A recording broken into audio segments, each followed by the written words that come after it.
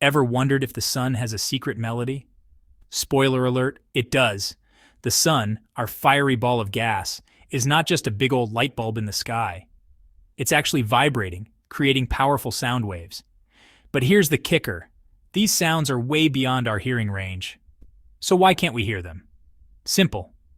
The sun's sound waves can't travel through the vacuum of space to reach us. But if we could hear them, they'd be louder than a rock concert.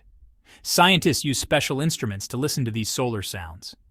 This field is called helioseismology. By studying these vibrations, we can learn about the sun's internal structure and even predict solar storms.